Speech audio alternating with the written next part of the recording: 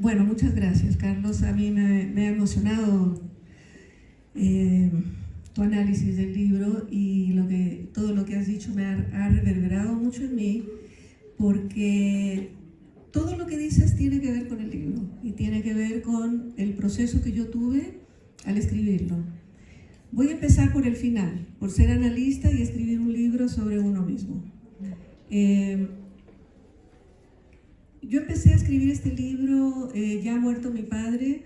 Me pidieron en la sociedad de Norman Mailer, que es una sociedad, los escritores tienen sociedades en sociedades literarias en Estados Unidos.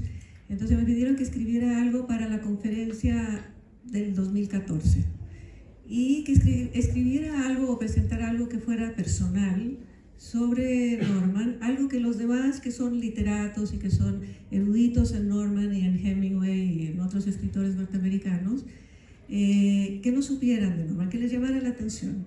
Como que le pregunté al biógrafo de mi padre, que es un gran amigo, Michael Lennon, me dijo, lo que tú quieras, lo que a ti te parezca que sea algo interesante para todos nosotros. Entonces, decidí escribir sobre las corridas de toros.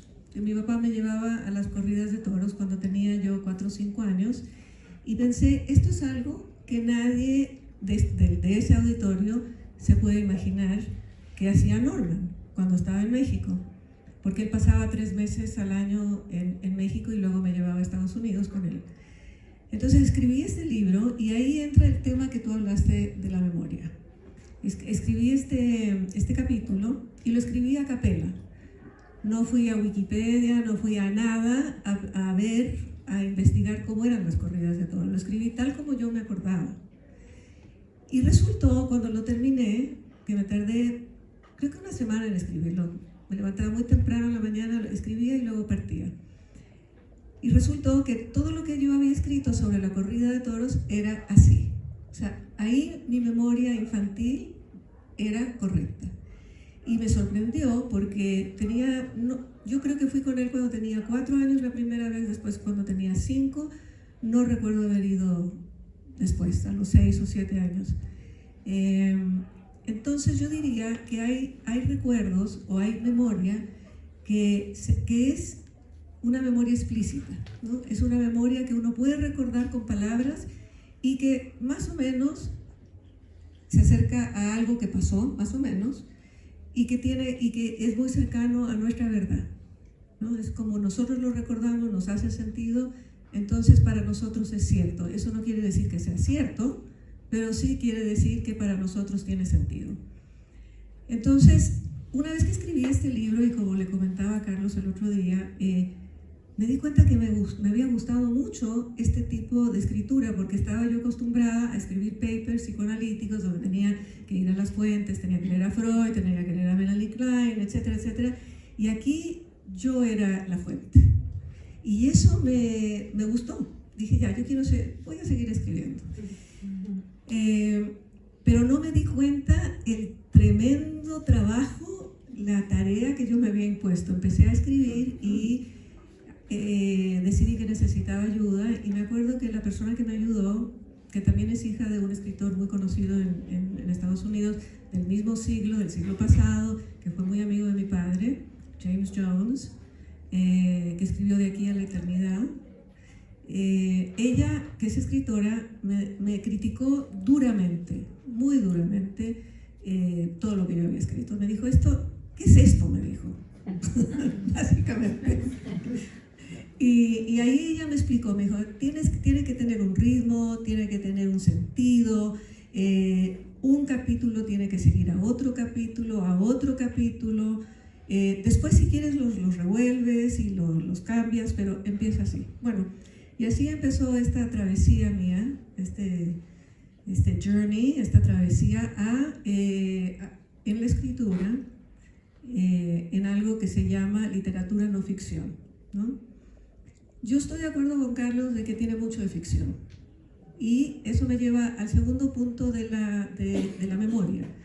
Está la memoria encarnada, la memoria que está en el cuerpo y que aparece en el libro, en el primer capítulo, a través de unas fotos, en donde yo cada vez que veía una foto con mi mamá me producía una sensación de angustia, un aleteo en el estómago, en el vientre, y no entendía yo por qué. Y esa resultó finalmente, cuando estaba yo escribiendo, le pregunté a mi mamá, que estaba viva todavía, y me dijo, bueno, ese fue el momento en que yo fui por ti después de haberte dejado 3 meses con tu abuela. Y yo tenía 1 año y medio. Entonces, obviamente, yo no podía recordar esa escena, ni cómo llegó mi mamá, ni cómo se fue, ni cómo me fui a México tampoco. No recordaba de eso, no había ninguna memoria explícita de eso, pero sí estaba la memoria en el cuerpo, que era lo que me había producido el que ella se hubiera ido y el que yo hubiera regresado y me hubiera separado de mi abuela con la cual yo había estado. Entonces, ese es un segundo tipo de memoria que yo creo, para mí, es la memoria más real, porque el cuerpo no miente, ¿no? Entonces, uno le pone palabras, uno lo rellena, le pone ficción. Por ejemplo, tiene mucha ficción ese capítulo. Yo no recuerdo cómo estaba con mi abuela, no recuerdo, obviamente no puedo recordar qué fue lo que me dijo ella, ni qué fue lo que me dijo mi mamá. Eso fue una reconstrucción. Lo tomé pensando en mi mamá, en cómo era mi madre, pensando en mi abuela, cómo era mi abuela, cómo era la casa, que tenía una vaga memoria de cómo era ese lugar donde habíamos estado, no porque me acordara de la casa, sino porque son casas típicas de Nueva Inglaterra, que tienen postigos y que tienen jardines y que tienen unos living muy grandes, entonces, bueno, y tienen un jardín. Entonces me podía imaginar, y ahí yo usé mi imaginación. Me permití hacer ficción. Pero era una ficción apegada a algo que es plausible, ¿ya? Que es probable, pero no sé si sucedió o no. Cuando se lo pasé a mi tía, que es la hermana de mi padre, ella me dijo que sí, que le parecía que muy bien podría haber sido así. Ella tampoco estaba ahí, así que no se acordaba, no sabía. Entonces tenemos la memoria explícita, tenemos la memoria del cuerpo, tenemos la reconstrucción y los recuerdos que son plausibles. Yo creo que hasta la memoria explícita es algo plausible, es algo que probablemente pasó, probablemente está cerca de la realidad, de algo real, tendríamos que pensar que es la realidad, pero que a uno, como les dije antes, le hace mucho sentido. Entonces yo creo que mi libro está basado en esas 4 patas, y había ciertas cosas, por ejemplo, que yo no podía recordar de personajes que habían sido muy importantes para mí. Por ejemplo, la segunda esposa de mi padre, Adele. Yo tengo un capítulo donde ella me enseña a pintar. Ella era pintora. Tengo el cuadro, yo no lo tengo, se perdió ese cuadro, pero me acuerdo del cuadro, perfecto. Me acuerdo que estaba en la casa de mi abuela. Me acuerdo que mi padre me dijo, tienes mucho talento, deberías de dedicarte, tenía yo 5 años, tienes mucho talento, deberías de dedicarte a ser pintora. Y todas esas cosas son recuerdos. Pero no recuerdo cómo es que arribé a ese cuadro, cómo llegué. Y entonces hice memoria de cómo era el lugar donde vivían ellos y donde yo me quedaba. Me acordé de cómo pintaba, en dónde pintaba, y ahí armé una escena, ella me enseñándome a pintar a mí. De nuevo, esa es ficción, ese capítulo, ¿no? Esa parte del capítulo. Entonces yo diría que ahí estuvo, ahí estarían como dichas o expresadas las 4 formas de memoria que yo pienso, expuse y utilicé en este libro, en estas memorias. Con respecto a ser psicoanalista, que fue con lo que empecé,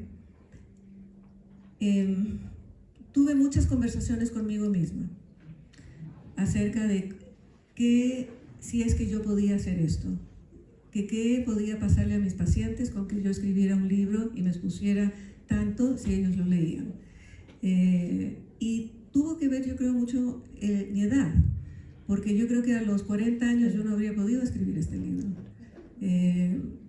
Primero porque no tenía la experiencia, segundo porque estaba vivo mi padre, pero además porque no me sentía con la libertad de hacerlo. Pero con la edad uno se va haciendo más sabio se va sintiendo más seguro. Y decidí y además lo hablé con varios colegas, con bastantes colegas. Algunos me dijeron, no, Susan, no puedes hacer eso. Generalmente chilenos me dijeron, no, no puedes hacer eso. Pero los norteamericanos todos me decían que sí, que era que lo hiciera. Y luego conocí a una colega que escribió unas memorias también. Supe de otra que había escrito sobre sus experiencias en Auschwitz. Y dije, ok, y me lancé. Pero estaba escrito en inglés el libro. Entonces estaba yo protegida. Y yo no tengo pacientes en inglés, no tengo pacientes en Estados Unidos, así que no tenía temor. Y pensé, bueno, si alguno de mis pacientes quiere leerlo en inglés, ese será. Pero cuando Melanie me propuso que lo tradujera yo, entré en pánico, la verdad. Entré en pánico por muchas razones de las cuales tú mencionas. Una de ellas es que yo me sentía incapaz de traducir mi vida norteamericana a mi vida chilena o al español. Me sentía incapaz. Siempre fui muy mala traductora, porque cada vez que traducía me angustiaba. Y me angustiaba porque tenía que unir mis dos mundos y se me olvidaban las palabras, en fin. Hay una escena muy, muy simpática en un congreso de psicoanálisis que seguramente él recuerda, en que había una argentina, estaba Joyce McDougall, que era una psicoanalista muy, muy famosa, y ella es australiana y vivía en Inglaterra, vivía en París, perdón, y ella hizo su exposición y yo quise hacerle una pregunta y alcé la mano y se me fue el inglés totalmente, pero en blanco. Y una argentina me dijo, che, ¿querés que te traduzca? Bueno, eso era lo que me pasaba con traducir. Así que para mí fue un gran experimento inicialmente y una gran labor hacer esto. Escribir el libro en inglés fue un segundo análisis. Yo me metí profundamente en diferentes aspectos de mi vida, en aspectos de la vida de mi padre y mucho más de lo que hice en mi análisis, curiosamente. Y esta vez lo hice igual que Freud, sola, ¿no? Aunque él tenía FLIS, entonces realmente no lo hizo tan solo. Y yo tenía a mi analista en la mente, así como él tenía FLIS, yo tenía a mi analista antigua en la mente. Entonces fue un segundo análisis y traducirlo fue unir mis dos culturas, mis dos lenguas, mis dos seres, mis dos lugares, y por fin me sentí que estaba yo en mi lugar, en un lugar que era mío. Y también yo creo, y me emociona decir esto, sentí que por fin estaba muy bien en Chile. ¿Ah? Por fin, porque me he tardado 40 años en sentir eso, ¿no? O sea, no es poco, pero lo sentí. Podría seguir con respecto a la figura del padre.